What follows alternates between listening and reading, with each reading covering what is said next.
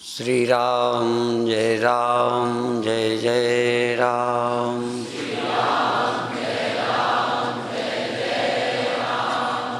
श्री राम जय राम जय जय राम।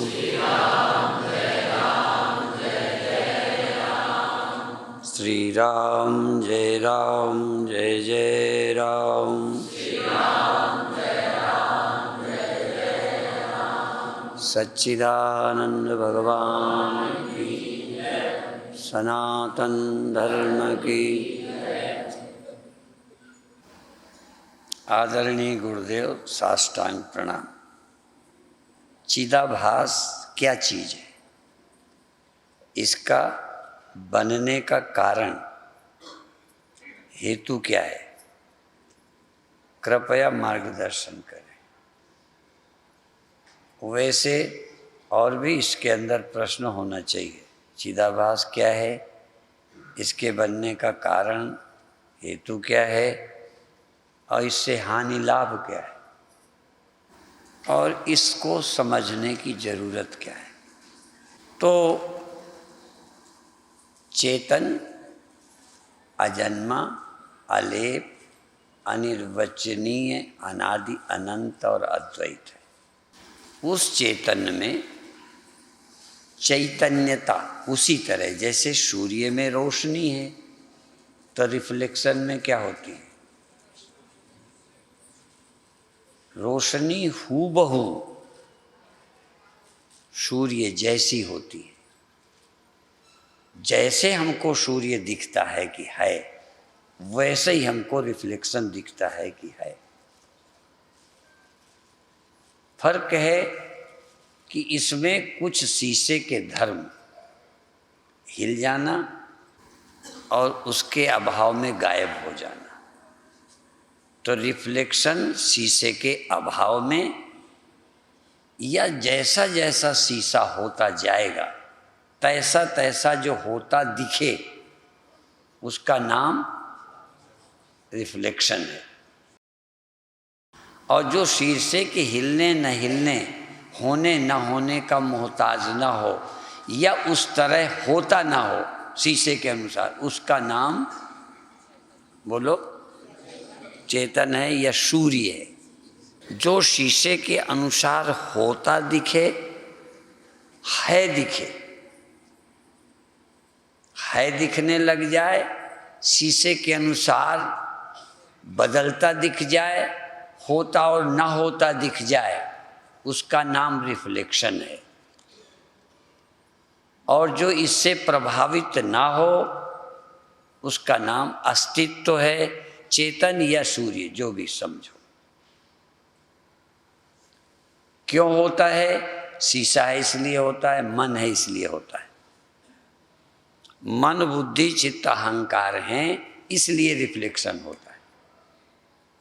हेतु, प्रश्न यह है रिफ्लेक्शन क्यों होता है? कहना चाहिए ये शीशा या मन क्यों होता है? क्योंकि मन होता है तो चिदाभास होता है।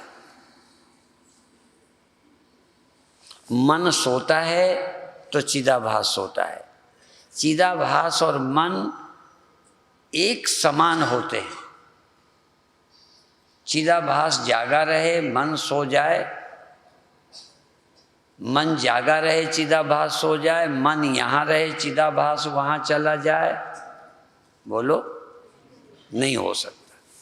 जहाँ मन, जैसा मन तैसे ही चिदाभास।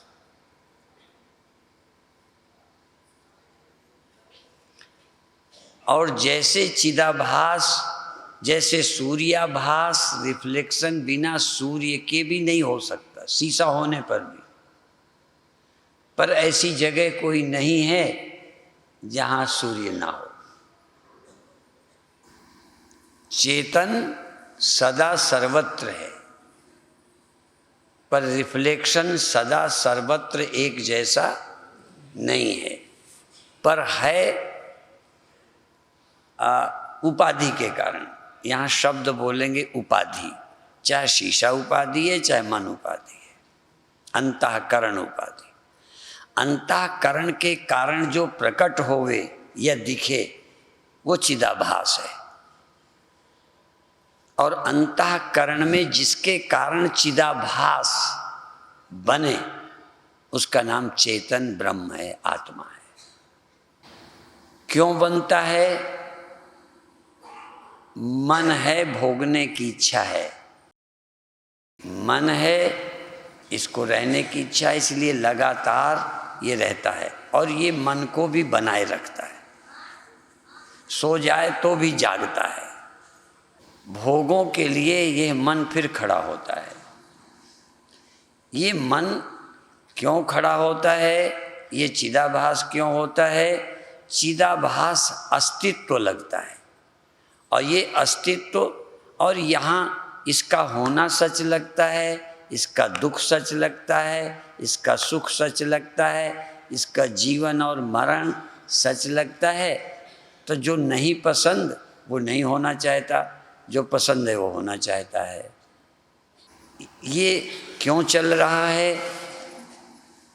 देखो, प्रतीति में और होने में कोई फर्क है कि नहीं?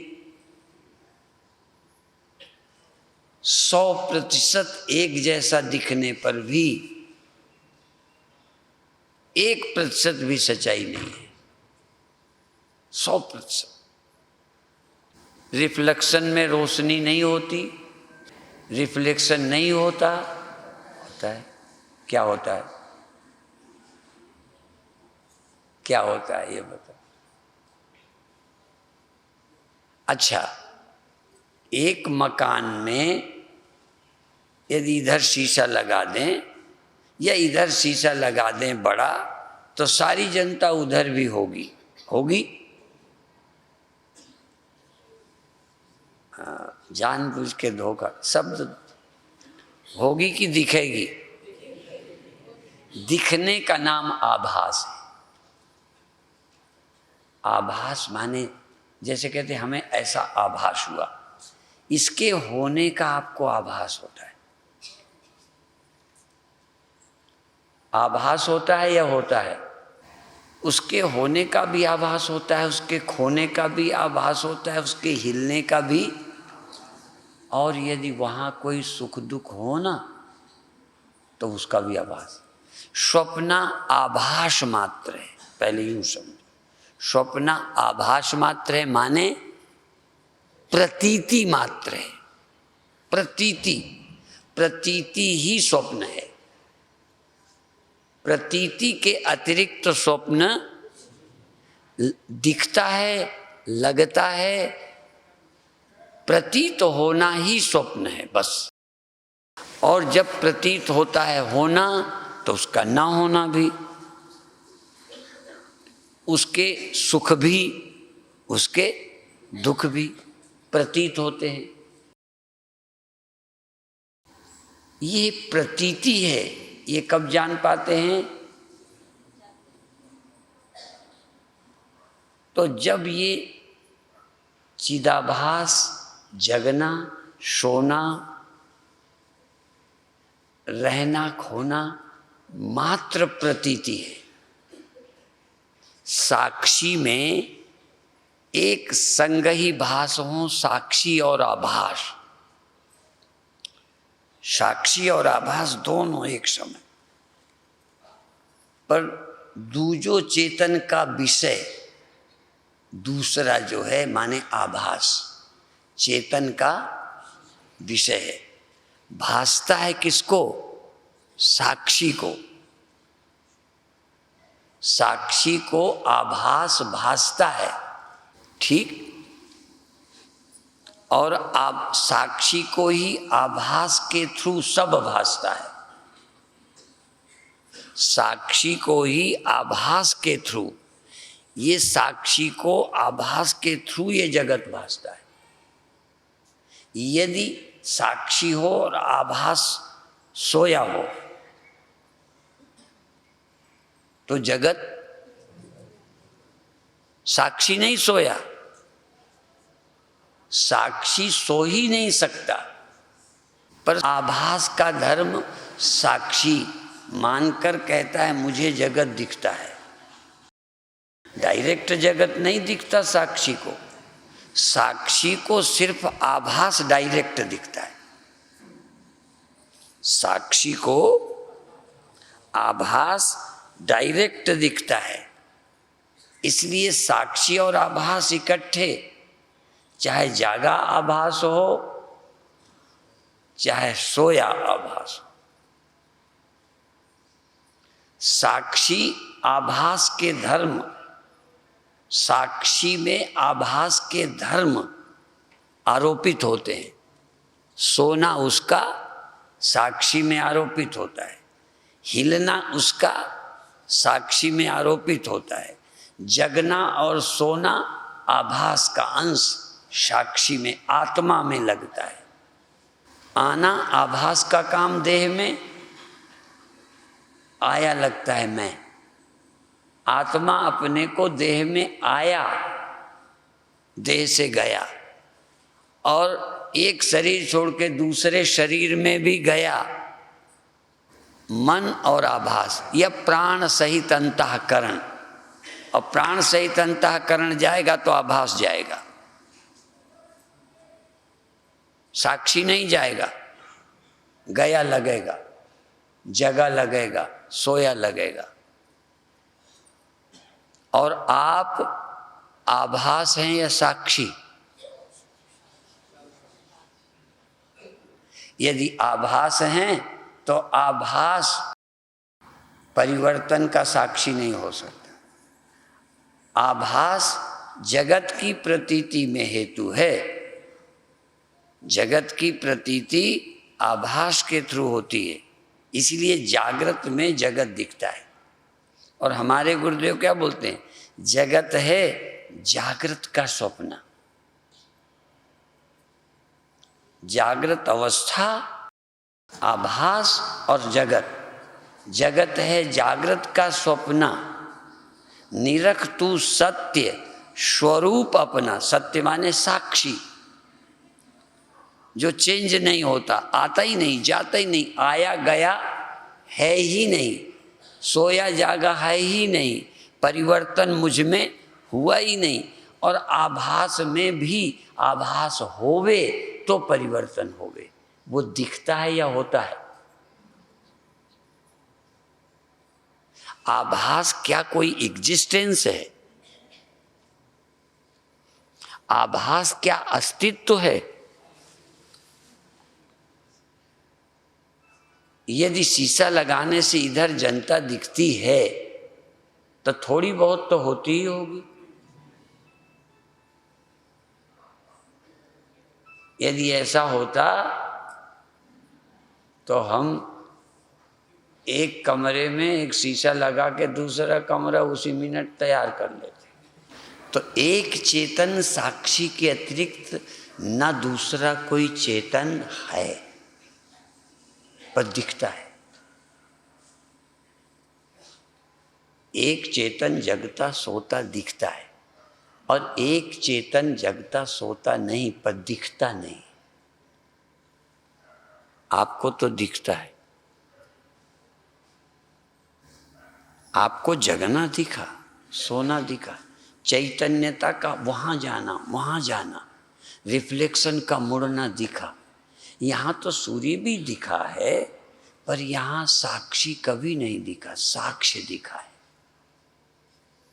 इसीलिए सोना दिखा, जगना दिखा, यहाँ वहाँ का जाना दिखा, लौटना दिखा, पर जो आया नहीं, गया नहीं, चला नहीं, वो कभी है नहीं। वो कई लोग कहते परमात्मा गप्त है, आत्मा आत्मा सब यूं ही है। आत्मा यदि यूं ही है तो और कुछ है ही नहीं, बल्कि सब कुछ यूं ही है, केवल आत्मा ही है।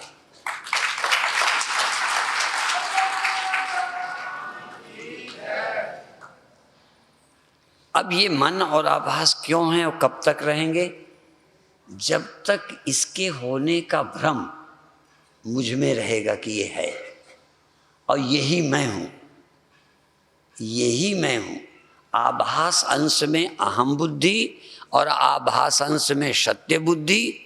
आभास आभास नहीं लगता, इसमें सत्य बुद्धि जब तक रहेगी इसे रखने में आनंद है, इसके जाने में मौत है, इसके भोग को सुख समझते हो। जब तक सपने का सुख सुख मिलता है उसका छीनना तुम्हें पसंद, और सपने का दुख है प्रतीति पर बचने के लिए तड़पते हो। जागने पे पता चलता था ही कुछ नहीं, प्रतीति थी कि था। तो जब तक ये न जानोगे सुख दुख भ्रांति है, जन्म मरण भ्रांति है, तब तक इसको बनाए रखने के लिए वासना रहेगी और मन और देह ये चक्र चलता रहेगा। जब भ्रांति टूट जाएगी, अब दूसरा प्रश्न है, भ्रांति टूटी पर मन और रिफ्लेक्शन अभी समाप्त क्यों? पुरानी वासना के अनुसार जो देह और अंतःकरण है, ये अभी भ्रांति भी चली गई कि न चिदाभास है, चेतन के अलावा न कुछ है, न जन्म है न मरण है, न आना है न जाना है। समझने के बाद भी ये अभी शरीर और मन पर्यंत रहेगा। पर इस देह पात के बाद न देह बनेगा, न मन रहेगा, न चिदाभास बनेगा, न रहेगा बांस। और जब तक ये नहीं समझोगे, ये नए नए बांस शाखाएं फोड़ता रहेगा, बढ़ता रहेगा। हाँ, बांस माने वंश, ये मन की वंश की परंपरा, देह की परंपरा चलती रहेगी। इसलिए मन और आभास क्यों हैं? पहले तो अज्ञान से हैं और अज्ञान रहते चलते रहेंगे।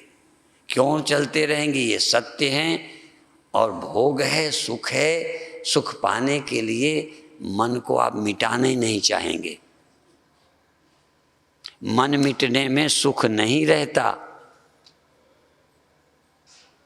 इसलिए मन मिटाना ही नहीं चाहते। भोगने का आनंद कब तक? जब तक मन है। और इसीलिए मन रहते ही दुख है। तो यदि सुख भोगोगे तो दुख से छूटोगे। यदि जन्मने का सुख लोगे तो मरने की प्रक्रिया खत्म। एक तुम कर लोगे तो दूसरी तुम्हारे बाप के पास आई जाएगी। जन्म ले लो, अब मरने से परहेज करो, हो जाएगा।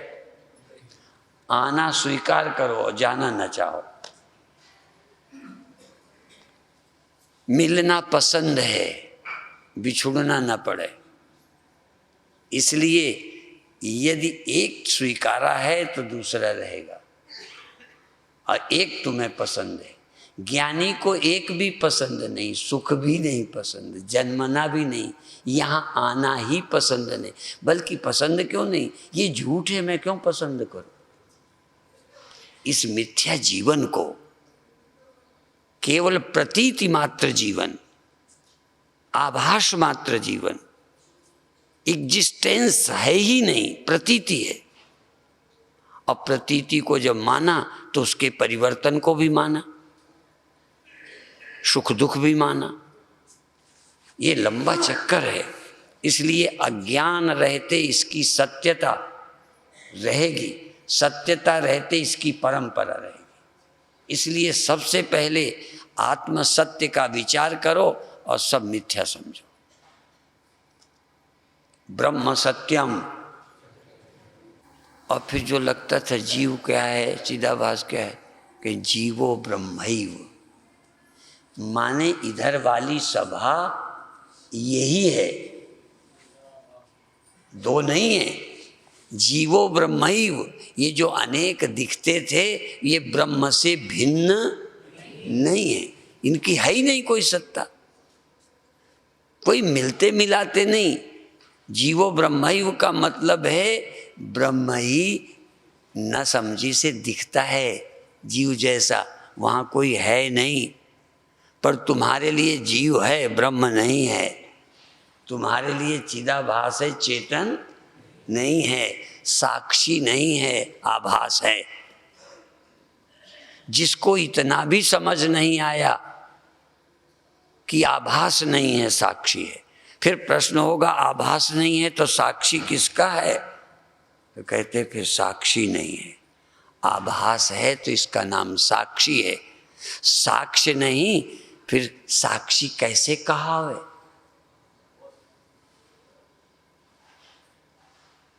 साक्ष्य के ही तो साक्षी हो, दृष्टा किसके हो?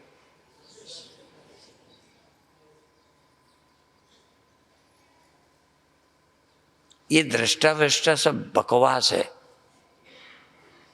साक्षी भी ऐसा ही मामला है कोई नहीं, साक्षी काहे के? जैसे कहो स्वप्न के हम ज्ञाता, तो झूठ के ज्ञाता हो ना,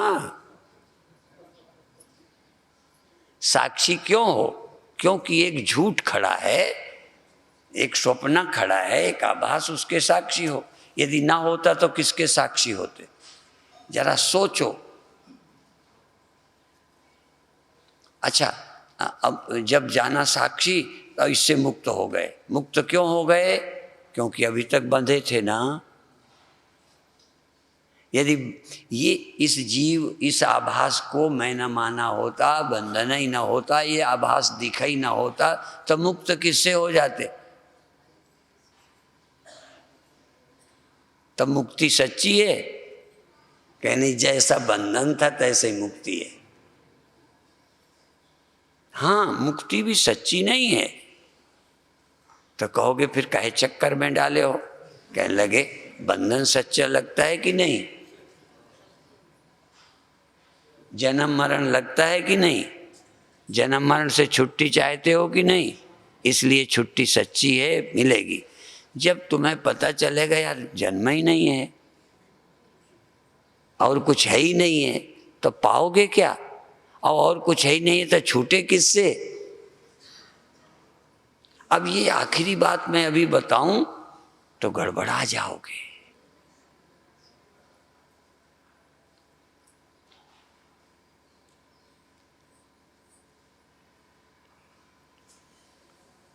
ये वेदांत जो है ना,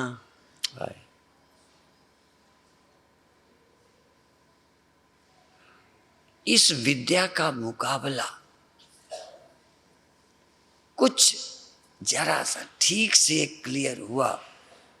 अब तुम कहोगे ये तुम आभास हो, देह में हो। अब आभास और देह में ये लड़का है, अब इनके लिए रो, इनके लिए सिर पीटो, तो थोड़ा वैराग्य चाहिए। जो नहीं है उसके लिए रोना होता है। आप जो गहना पहने हो उसका कोई नाम है ना? किसका? उस गहने का नाम है कि सोने का नाम है? बोलो। वो जो पहने होते हो उसका नाम है ना? उस नाम की चीज को हम हटा देते हैं। आप शादी में जा रहे थे, सब उनका नाम मैं नहीं गिनाता, अब मैंने कूट दिया और दे दिया। तुम्हारा क्या लिया बोलो? सत्य लिया कि झूठ? झूठ खत्म किया, सच तुम्हारे पास है। अब तुम दुखी हो कि सुखी हो? क्यों दुखी हो? क्योंकि तुम्हें झूठ भी जरूरत लग रही है। झूठ की तुम्हें जरूरत लग रही है, सच से तुम्हें प्यार नहीं है। तुमने दे दिया, कहना हम इसे सोने का अचार डालें क्या? लो, हमारे सोने का तुम अचार डालने को कहते हो, हम तुम्हारे गहने का अचार डालें क्या? हमें बताओ। तो तुम झूठ का अचार डालो, हम सच्चे का भी ना डालें। कोई कहेगा हम आत्मा का क्या करें, चाटें क्या? न मिलना, न बिछुड़ना, न औरत, न आदमी, न दिखे न मिले कुछ, तुम्हारे आत्मा का अचार डालें? कहने लग थोड़ी देर रहे फिर मरो फिर जियो, इस जिंदगी का अचार डालें।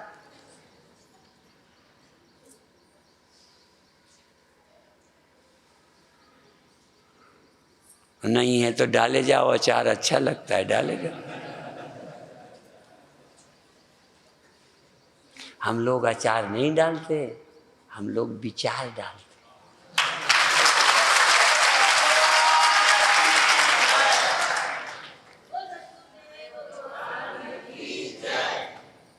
लोग आचार में फंसे हैं, ये सबसे छुट्टी विचार से मिलेगी। एक महात्मा कहते थे पंजाब के लोग विचार प्रधान हैं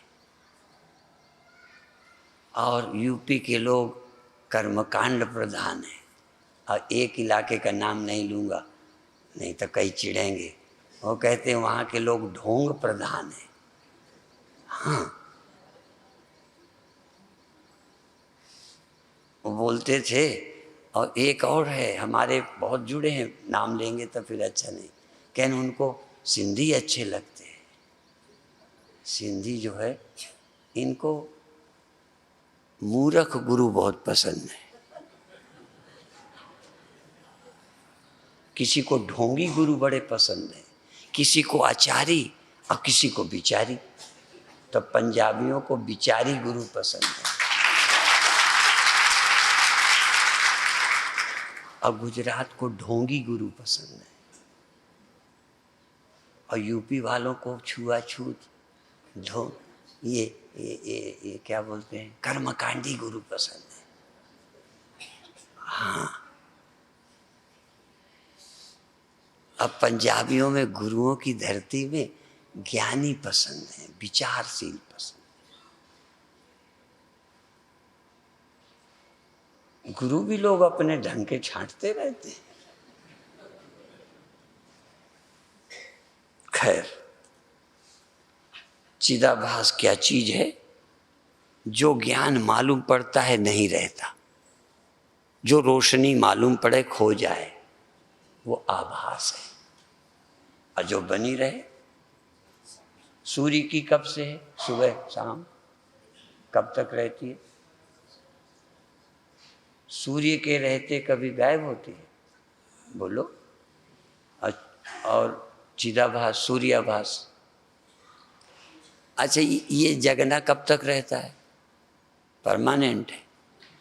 ये जगना चिदाभास है, ये जगना ही आभास है, अर्थात जगना मात्र आभास है, न जागना वस्तु है कोई। और जब वो खुद ही झूठा है आभास, तो इसके बताए जो गवाह दे रहा है कि ये है, झूठा कहे ये है, उसका मान लेना चाहिए।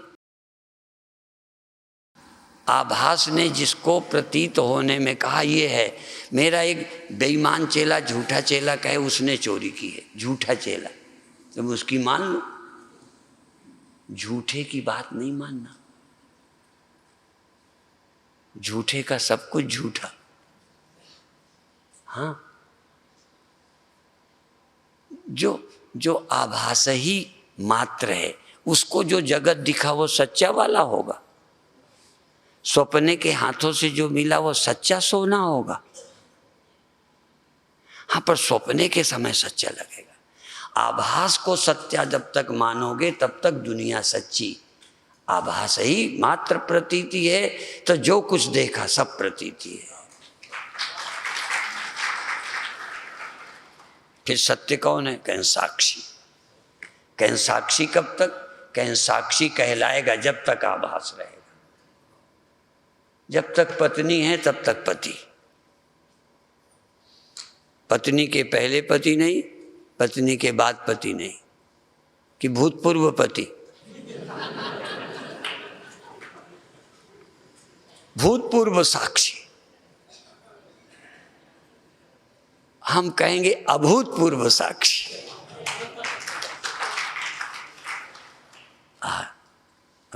फिर इसको क्या कहेंगे? कहें चेतन। कहीं चेतन क्यों कहोगे? जड़ है, अभी तक था नहीं। चेतन कौन? ये नहीं कि चेतन नहीं है, पर चेतन नाम भी झूठा, साक्षी नाम भी झूठा, आत्मा नाम भी झूठा, ब्रह्म नाम भी झूठा। अपेक्षा से, चूंकि ये असत वो सत, ये जड़ वो चेतन, ये साक्षी वो साक्षी। अब हैं तो कहो साक्षी। अब है पत्नी तो पति ना कहोगे, है पति तो पत्नी नहीं मानोगे, तो साक्षी है तो साक्षी कहो। यदि मृत्यु है तो उसके साक्षी अमृत हो तुम। ये मरता है, तुम नहीं मरते। मृत्यु और मामृतम गमय, यात्रा करो। और जब ये जगत न रहे तो तुम कहोगे हम अमर हैं, हम अमर हैं, हम अमर हैं। अच्छा, स्वप्न में मर रहे थे, दुखी थे, लुट गए थे, तो थोड़ी देर खुशी रही कि नहीं? जग जाने पर स्वप्न में डाका पड़ा, चोरी हुई, पिटाई हुई, नींद खुल गई, तो राहत मिली कि नहीं? अब ये राहत कितने दिन रहेगी? जब तक उसकी ख्याल है, एक दो दिन में सब राहत हाथ भी गई। ये मुक्ति उक्ति का ख्याल भी ऐसा ही है। हाँ? पर बंधन जब तक लगे तब तक बार बार विचार करो। जब बंधन न दिखे, मौत न दिखे, तो अमृत देखने की जरूरत क्या है? लोग पूछते हैं नींद में ज्ञान क्यों नहीं रहता? मैंने कहा नींद में समस्या क्या है? कोई कहता मरने के बाद हम मुक्ति का याद रहेगा। मैंने कहा बंधन की याद रहेगी तो रहेगी मुक्ति की याद। मरने के बाद यदि जगत तुम्हें दिखेगा तो याद कर लेना मुक्ति की। यदि जगत नहीं दिखे तो पूछना बेवकूफ़ी है। तुम्हें कहते होश रहेगा, मैंने कहा होश नहीं रहेगा तो दुनिया रहेगी क्या? बोलो। अब होश नहीं रहेगा तो मैं आत्मा हूँ, होश की हमें अचार डालना है क्या? फिर समझो, हमें इस होश का क्यों जरूरत है? क्योंकि अभी कोई न कोई होश तुम्हें दुख दे रहा है, इसलिए सत्य का होश चाहिए। असत्य का होश दुखदाई है, असत्य की अनुभूति दुखदाई है, इसलिए सत्य की अनुभूति चाहिए। और यदि असत्य की अनुभूति तिरोहित हो गई, बोलो। एक ने पूछा इस कचरे में आग लगाते हो, ये कचरा जल जाने के बाद आग रहेगी? मैंने कहा कचरा जलने के बाद आग की जरूरत रहेगी? बोलो ना। जब देह नहीं, देह का पता नहीं, देह से लेना देना नहीं, तो मैं ब्रह्म हूं की जरूरत पड़ेगी? अच्छा, जब रोग नहीं तो दवा की जरूरत पड़ती है? तभी कहे मूर्ख हमसे पूछते हो। दुनिया रहेगी तो ये ज्ञान रहेगा, देह रहेगा तो ज्ञान रहेगा, नहीं रहे हमें ज्ञान की जरूरत नहीं।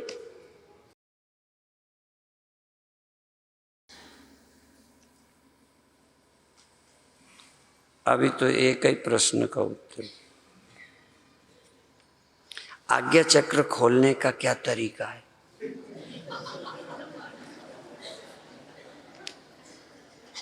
किसी चक्र को खोलने का तरीका, वहां एकाग्र रहो।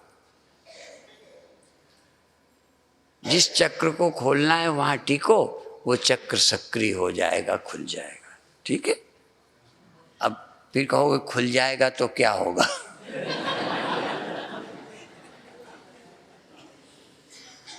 कई प्रश्न किए पे फिर आगे पूछे थे, अभी उतने पूछ पाए हैं। फिर एक पूछा है, श्रद्धेय गुरुदेव कृपया मांडूक्य उपनिषद में अद्वैत सिद्धांत के स्पर्श योग पर प्रकाश डालने की कृपा करें। स्पर्श योग,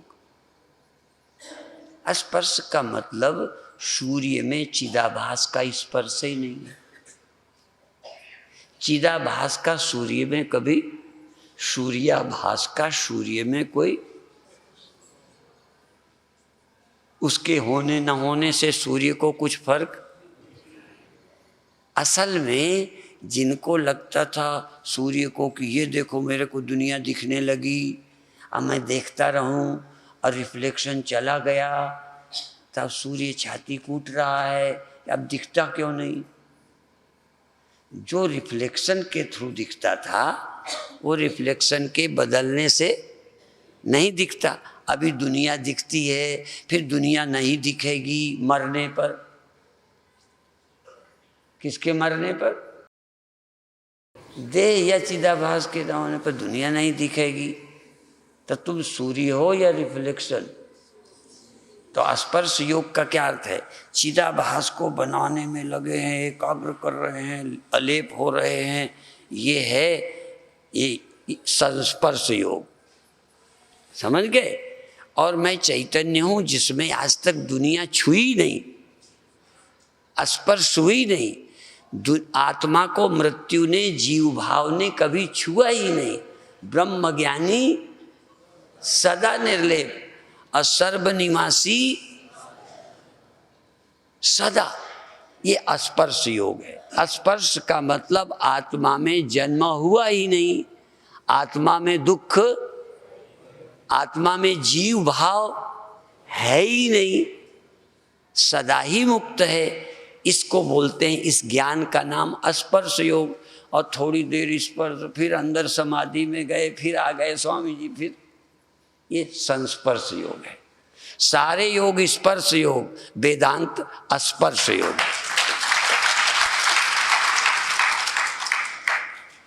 ठीक है? मांडुक्य का स्पर्श योग।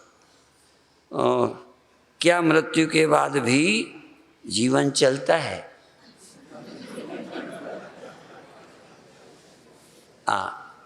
क्या सोने के बाद भी जगना होता है?